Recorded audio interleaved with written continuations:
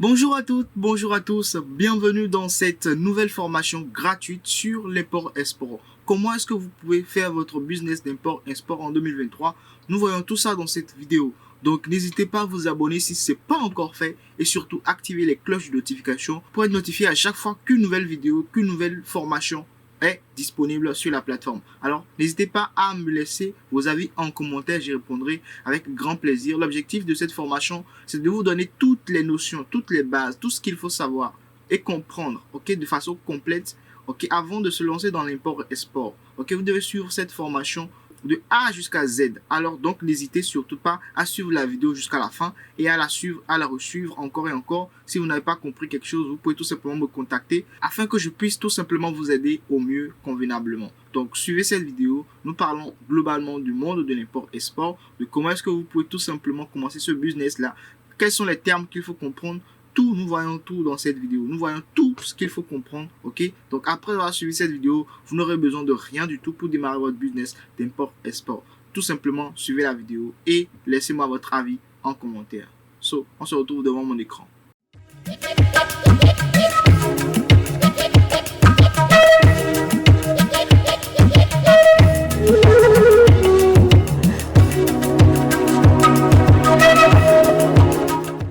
Nous sommes donc sur mon écran pour cette formation complète, ok, sur l'import-export, sur les négoces internationales, le négoce international. Et tout de suite, nous allons commencer par voir les circuits commerciaux import-export. Déjà, quand on parle de canal de distribution ou de chaîne de distribution, c'est le chemin suivi par un produit du producteur au consommateur. Donc, il met en évidence les intermédiaires qui peuvent exister entre le producteur et le consommateur final. Un même produit peut être distribué à travers différents canaux parallèles. L'ensemble des canaux utilisés pour commercialiser ce produit forme alors le circuit de distribution. Je vous suggère pour particulièrement cette formation de prendre en fait des notes au fur et à mesure que les choses seront dites pour ne pas forcément vous perdre parce qu'il y aura en fait beaucoup de notions qui seront dites en fait, données, et pour pouvoir comprendre et assimiler au fur et à mesure, il est mieux, ok, de prendre des notes. Donc, tout simplement, nous allons continuer. Donc, quand vous regardez ce schéma, vous voyez que quand un produit, avant d'exporter, il faut produire. Donc, quand c'est produit, ok, pour que le circuit aille du producteur au consommateur, le consommateur peut être dans un autre pays, etc. Dans le cas où vous êtes un exportateur, ok. Donc, le premier cas, c'est que le produit passe par la douane naturellement, ok, passe par un distributeur. Si il faut un canal, c'est-à-dire on parle de canal, des canaux longs, en fait ici, dans ce cas-ci, on parle de canaux longs. Ça passe par un distributeur, ensuite par un grossiste, ensuite par un détaillant, pour maintenant atterrir vers le consommateur. C'est là où on parle des canaux longs. Là, c'est vraiment long, ok, parce qu'il faut que la chaîne soit vraiment plus linéaire, alors que ici, au niveau des canaux courts, on parle de canal court ici, ça quitte directement le producteur pour le détaillant, c'est-à-dire celui qui vend au consommateur direct. C'est pourquoi ici, quand vous voyez cette flèche directement, quand ça quitte le producteur pour le détaillant vend au consommateur. Parce que le détaillant vend au détail. C'est pourquoi on parle de détaillant. Le grossiste, lui, vend d'abord, c'est-à-dire au détaillant, qui va maintenant le faire passer au consommateur. Mais il y a certains producteurs qui ont, au fait, la possibilité de vendre en direct. C'est-à-dire, c'est là où on parle de canal direct. Vendre directement au consommateur.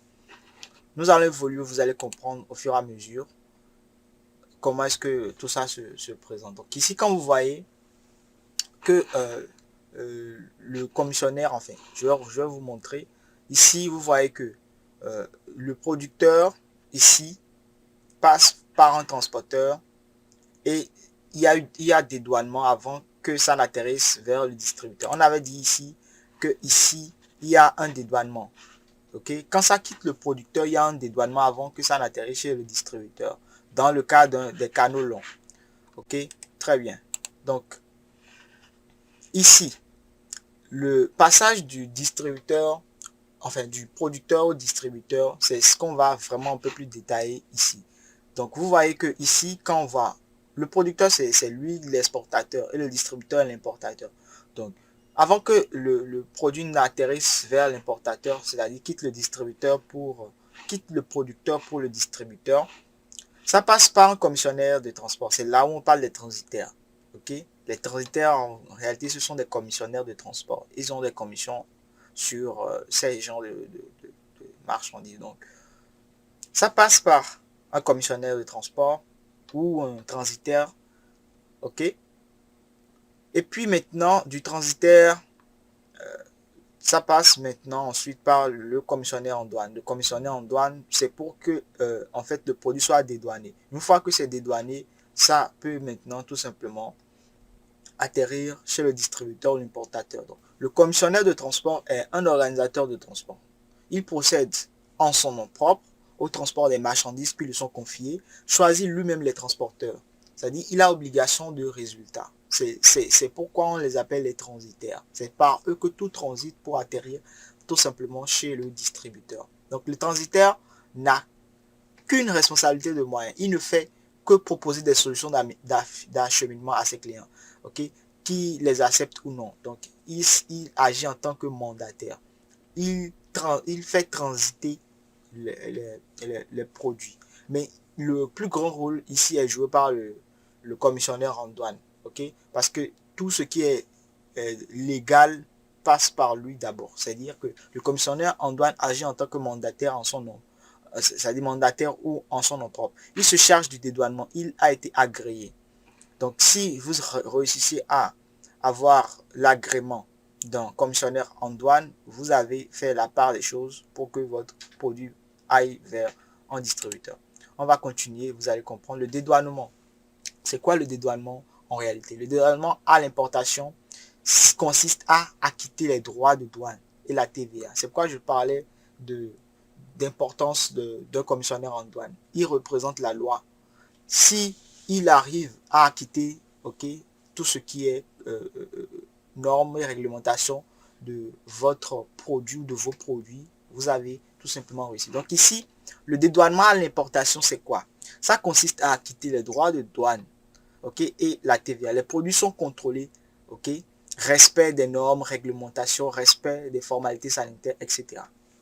Maintenant, le dédouanement à l'exportation, il permet d'ouvrir le droit à l'exonération de TVA. De même qu'à l'importation, des contrôles peuvent être faits notamment sur les marchandises sensibles, armes, substances chimiques, animaux, etc.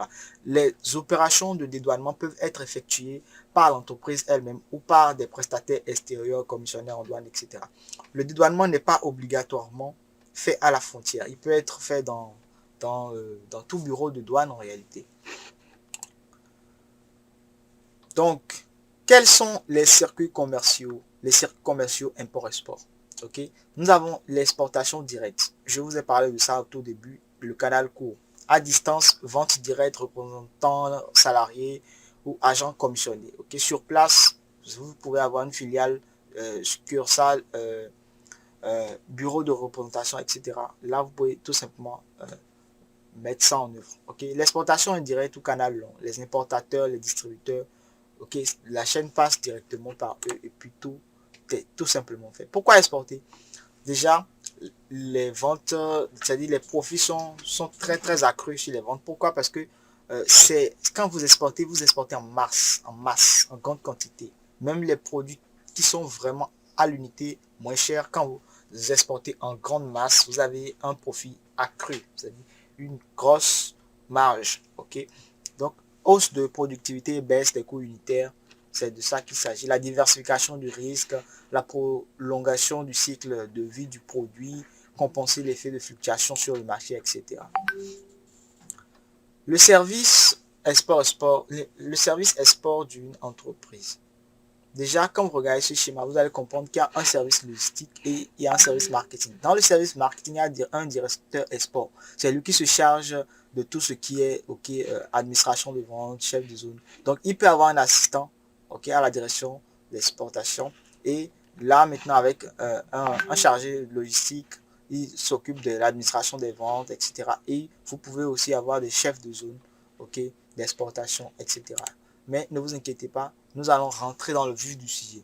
le vif du sujet dans le négoce international, il y a les incoterms. Quand vous trouvez des clients, ok, à l'extérieur et vous avez des producteurs dans vos pays locaux et vous avez envie d'exporter, vous ne pouvez pas tout simplement le faire sans connaître les incoterms. Les incoterms, c'est quoi?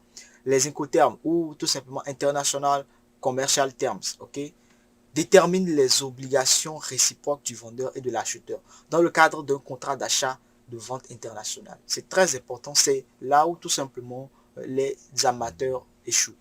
Okay? Et on arrive facilement à distinguer un amateur d'un professionnel. Donc ici, la codification internationale est de 3 lettres. Okay? Nous allons voir ça tout à l'heure. Ça concerne la livraison de la marchandise, la répartition des frais et des risques liés, ainsi que la charge des formalités. Donc, les incoterms sont des éléments clés de votre projet. Commençons déjà par définir ce qu'est un incoterm et donc son rôle. Un incoterm, c'est la contraction de mots anglais suivants. International Commercial Terms, qui donne donc au final le mot incoterm.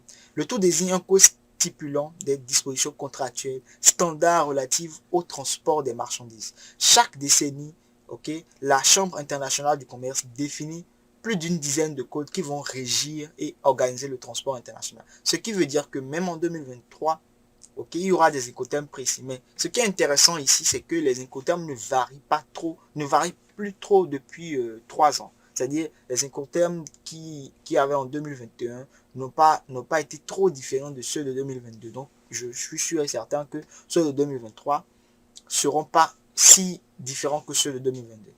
Bref, ça c'est le côté théorique de la définition. Plus simplement, les incoterms sont des codes de 3 lettres. Qui permettent à tous les pays du monde, toutes les personnes du monde de se comprendre et de comprendre très précisément leurs responsabilités dans le transport. C'est très important. C'est un indice contractuel qui permet qui détermine en fait les responsabilités et le rôle de chacun. Mais avant d'aller encore plus loin, je vais vous conseiller quelque chose.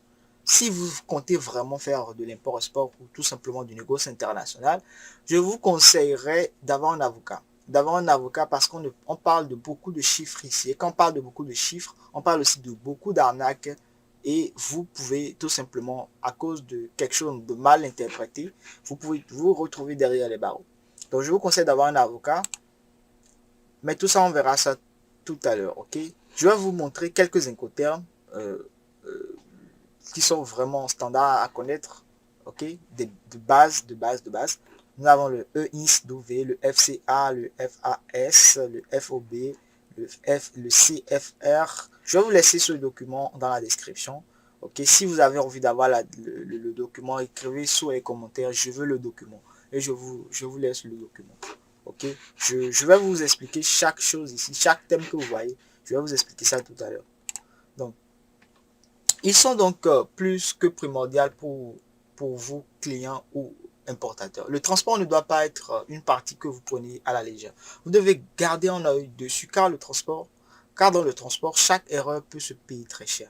C'est pourquoi je vous parlais d'avoir un avocat. Donc, l'objectif, c'est donc de vous présenter l'ensemble des incoterms, de vous présenter succinctement de manière organisée le transport et de s'attarder sur les incoterms importants. Nous sommes convaincus que vous allez pouvoir tout simplement comprendre beaucoup de choses, grâce à ce que je vais vous mettre à l'œuvre tout simplement tout à l'heure. Donc, directement, nous avons les incoterms, relatifs aux fournisseurs. Parce qu'il y a des incoterms qui sont relatifs aux fournisseurs, il y a des incoterms qui sont relatifs tout simplement à celui qui distribue, etc. Vous allez voir tout ça tout à l'heure. Donc, les principaux incoterms relatifs aux fournisseurs désignent les codes de type incoterm qui vont déterminer quand est-ce que les responsabilités de votre fournisseur s'arrêtent. Parce que quand on parle d'incoterm, on parle aussi de responsabilité. Donc, étonnamment, un fournisseur n'est pas uniquement là pour produire vos marchandises et puis c'est tout. Vous allez voir qu'il peut faire bien plus et c'est très intéressant. Le fournisseur va donc produire vos marchandises et les mettre à votre disposition. Mais la vraie question c'est, où est-ce que le fournisseur va-t-il mettre mes marchandises à disposition? Eh bien, pour cela, il y a 3 réponses, 3 incoterms particuliers. Il y a le EISW. Le EISW, le premier est Ex-Works. Ex-Works, c'est ça, EISW. Ex-Work. Aussi, et surtout traduit par EISW. Celui-ci veut dire que le fournisseur met à la disposition de vos marchandises dans son entrepôt de production. Par conséquent, cela veut dire que le fournisseur produit les marchandises et les emballe. Et vous devez aller les récupérer chez lui et faire tout le reste des démarches. Ça, c'est un exemple simple. Le suivant est le Free Carrier. C'est ça qui est FCA. Ok, c'est connu sous le nom de FCA. Ça signifie que le fournisseur met à disposition vos marchandises dans un entrepôt sur le port le plus proche. C'est-à-dire que c'est ces incoterms-là que vous utilisez, ok, pour communiquer quand vous êtes en train de discuter avec un potentiel client. Et si vous ne comprenez pas ce que ça veut dire, par exemple, ce que je viens de vous montrer ici, la responsabilité du fournisseur s'arrête dès que vous venez prendre, ok, vous venez récupérer, ok, les produits chez le fournisseur. C'est ça ce que le EISW signifie. Ça veut dire que lui l'emballe et vous venez récupérer chez lui. Maintenant, si vous parle de ça, que vous ne comprenez pas cet incoterm, que vous pensez peut-être que ça veut dire que lui va emballer, mettre ça à disposition dans un port, ça veut dire que vous vous êtes trompé parce que c'est normalement cet incoterm là, le FCA qu'il doit utiliser pour vous dire qu'en réalité, il va emballer et le déposer dans un port le plus proche. Mais attention, au port, il vous reste toutes les démarches douanières à faire, pas évident. Donc, reprenons le même exemple. Votre fournisseur est Wuhan. Si vous avez un accord avec lui sous l'incoterm FCA, alors il vous livrera les marchandises dans un entrepôt du port de Shanghai. C'est-à-dire, le port de Shanghai, c'est le port le plus proche de Wuhan, ok, qui est en Chine, bref. Donc, le troisième, c'est le FOB. Le FOB est donc le dernier des incoterms relatifs aux fournisseurs. Parce que j'ai dit que les fournisseurs ont trois. Ok, c'est le free on board. Free on board, c'est ça le FOB, le free on board, surtout reconnu sous le nom de FOB. Ce dernier veut dire que le fournisseur met à disposition vos marchandises sur le port prêt à partir. Ok, globalement, ça veut dire que tout est fait sur le territoire de départ. Ok, que vous avez juste à trouver une compagnie maritime et charger le conteneur. Ici, le fournisseur produit les marchandises, les emballe et les livre sur le port. S'occupe même de la douane des sports. Sur le même exemple que le précédent, votre fournisseur Wuhan avec qui vous avez un accord en FOB livrera votre marchandise prête pour le départ sur un port de Shanghai. Voilà ce que l'on peut tirer des incoterms relatifs aux fournisseurs. Bien entendu, l'option FOB est de loin la meilleure option ici et celle qu'il faut, ok, celle qu'il faut demander au fournisseur, ok. Mais attendez un peu, ne vous précipitez pas car vous pouvez aller voir par la suite que vous pouvez demander au fournisseur des meilleures options que celle-ci. Je vais vous montrer ça tout à l'heure. Donc déjà, il faut comprendre qu'est-ce qu'il faut retenir d'ici. C'est que c'est le FOB, okay, qui est tout simplement ce qui est meilleur que vous devez demander au fournisseur quand directement vous avez envie d'exporter tout simplement son produit. Lui demander en FOB, ça veut dire que c'est lui qui se charge de toutes les démarches et que vous aurez juste à prêter une compagnie maritime pour que votre produit soit livré. Donc avant ça, prenons l'exemple de lister les incoterms qui sont liés à l'étape suivante, l'étape du port de départ ou le port de destination. Donc, les incoterms relatifs aux frais internationaux. Donc, les incoterms les plus connus relatifs à l'étape suivante du transport sont des codes qui ici vont désigner quand est-ce que la responsabilité de la compagnie chargée du transport s'arrête. Cela est important à déterminer car chaque compagnie n'est pas en mesure de gérer l'ensemble des services. Il faut donc choisir en avance. Vous allez donc avoir un accord avec le fournisseur, un accord qui résultera par la livraison de vos marchandises à un endroit différent en fonction de l'incoterm sélectionné. Vous allez ensuite contacter une compagnie maritime ou un transport pour se charger de votre transport de type fret. Mais la question ici est jusqu'à où? Car certes, les bateaux s'arrêtent au port, mais le champ d'intervention des compagnies ne s'arrête pas là. Vous allez donc avec eux aussi devoir fixer en incoterm pour délimiter les responsabilités de votre agent de fret. Okay? Vous allez donc devoir faire avec les incoterms suivants. Le CFR, le premier de la contraction de Cost of Freight. Cost and Freight, pardon. Cost and Freight. Mais dans le monde du transport, c'est plus connu sous le nom de CFR. Okay? Cela signifie que les responsabilités de la compagnie maritime s'arrêtent une fois que le bateau est arrivé au port de destination. Pas plus, c'est-à-dire que même le déchargement des marchandises n'est pas inclus. En gros, seul le fret, ok, le transport maritime est inclus. Prenons l'exemple d'un fournisseur aux États-Unis. Disons que vous avez un accord en CFR, c'est-à-dire que la compagnie maritime va seulement prendre les marchandises au port de New York, les charger sur le bateau en direction du Havre et donc assurer le transport maritime. That's it. That's it. Ok. Ensuite, nous avons le suivant est très semblable au CFR. Ok. Comme nous allons le voir, c'est le code pour Cost, Insurance and Freight. Ok. Ça veut dire quoi? Il s'agit du CIF. Comme pour l'incoterm précédent, rien de plus. C'est-à-dire que une fois que le bateau est arrivé, vous avez un délai restreint pour décharger le conteneur. Ici, le changement, c'est l'assurance qui est comprise. Le fret est inclus et l'assurance, c'est tout.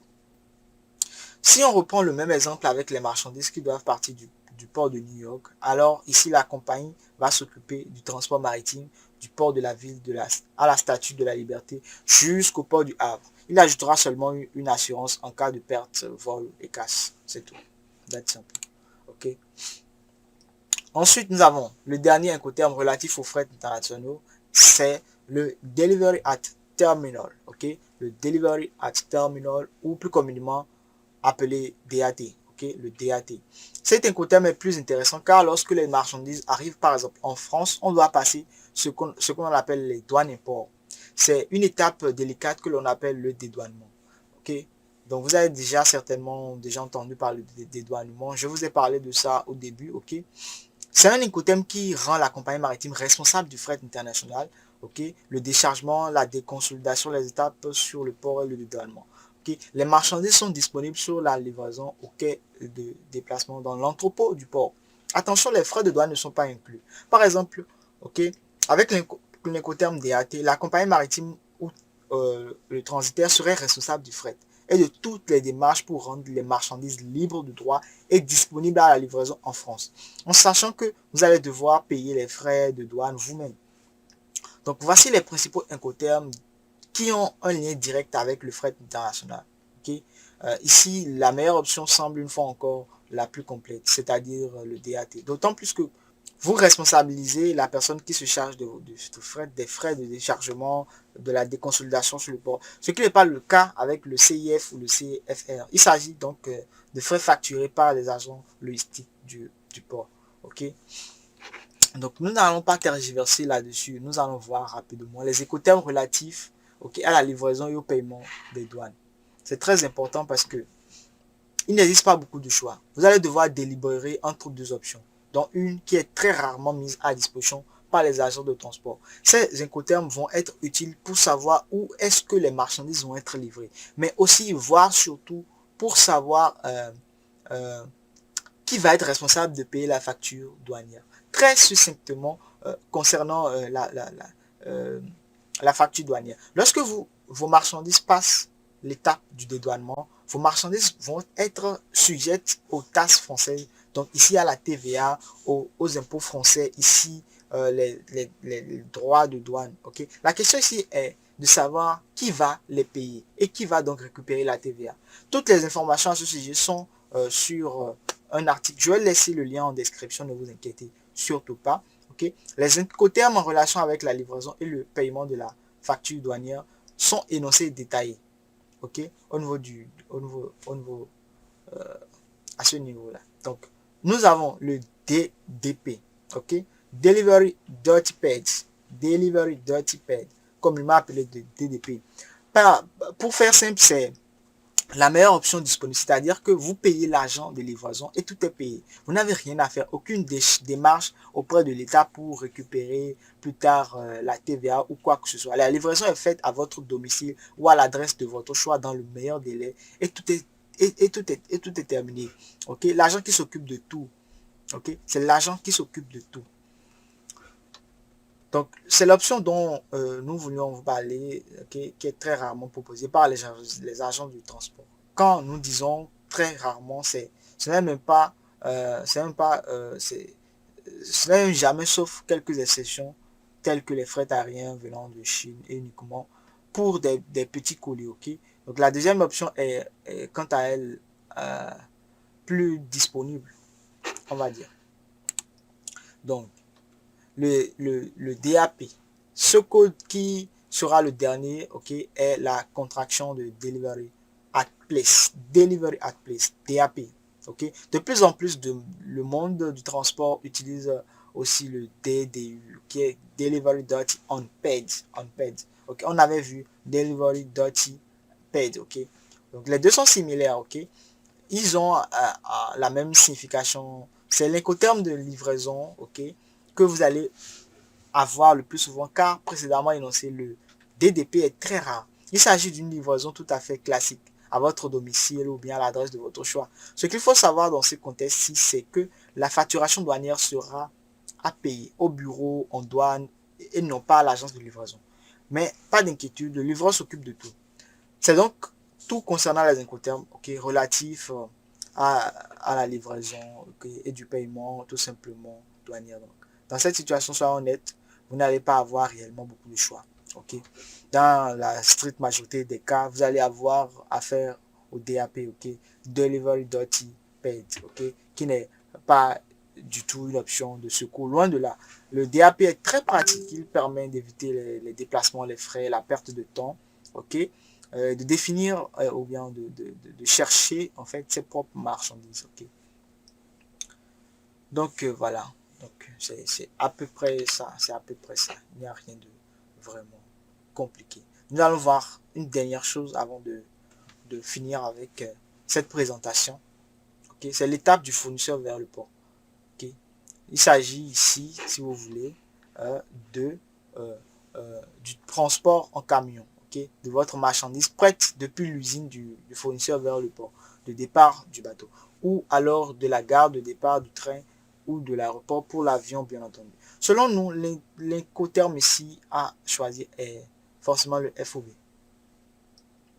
L'avantage du FOB est que le fournisseur s'occupe du transport et de la douane dans son pays. Okay. Selon nous, okay, la personne la mieux placée pour avoir la responsabilité de la douane dans un pays est bien entendu une personne même du pays. Okay. Donc les fournisseurs ont pour certains des centaines d'expéditions chaque jour. Ils sont donc plus qu'habitués au fait de gérer les douanes de leur pays, etc.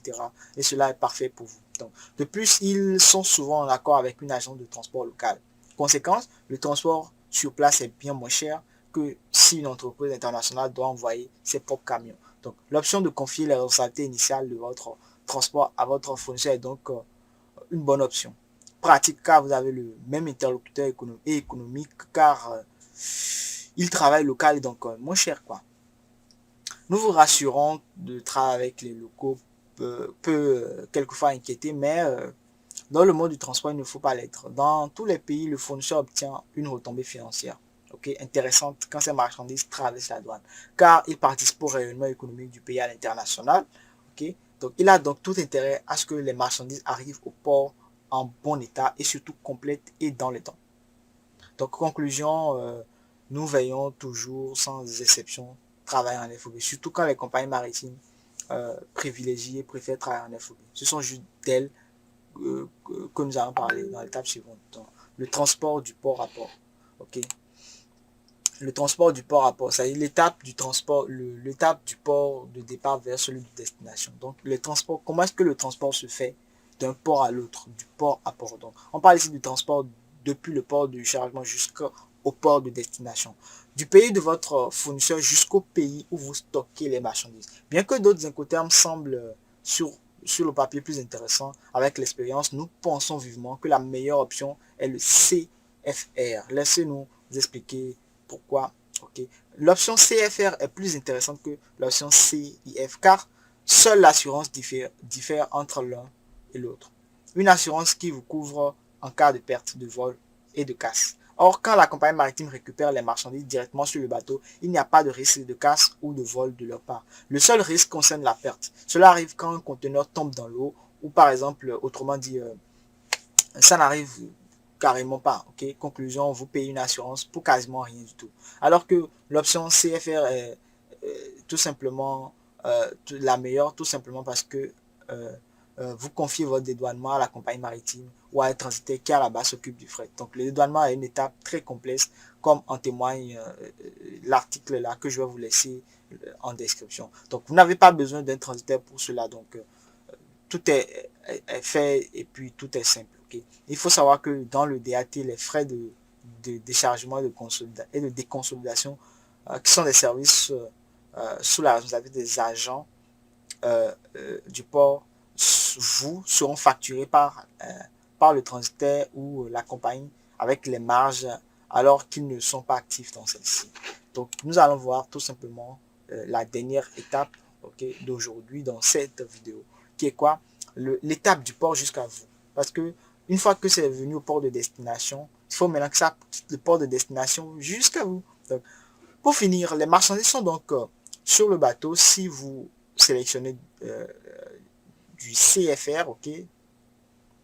Donc les agents logistiques du port d'arrivée, ok, sont responsables de décharger les marchandises et de les trier. Il ne vous faut pas gérer le dédouanement et la livraison.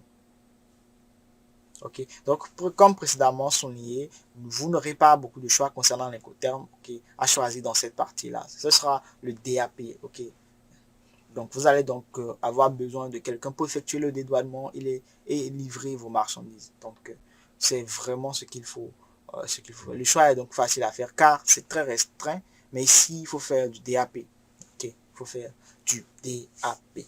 C'est quasiment tout pour cette petite formation. Merci d'avoir suivi cette vidéo jusqu'à la fin. Si vous êtes ici, c'est que vous faites partie des gagnants. Et un gagnant mérite tout simplement de rentrer dans le club des gagnants. C'est pour ça que je vous invite à intégrer mon canal Telegram afin qu'on puisse tout simplement atteindre des chiffres astronomiques tous ensemble. Alors n'hésitez surtout pas à intégrer notre canal Telegram si vous avez envie de me contacter directement pour qu'on parle de votre projet, pour qu'on puisse peaufiner ensemble votre projet. N'hésitez surtout pas, mon lien de contact est en description de cette vidéo. On se retrouve pour une prochaine vidéo. D'ici là, portez-vous bien. Ciao, bye.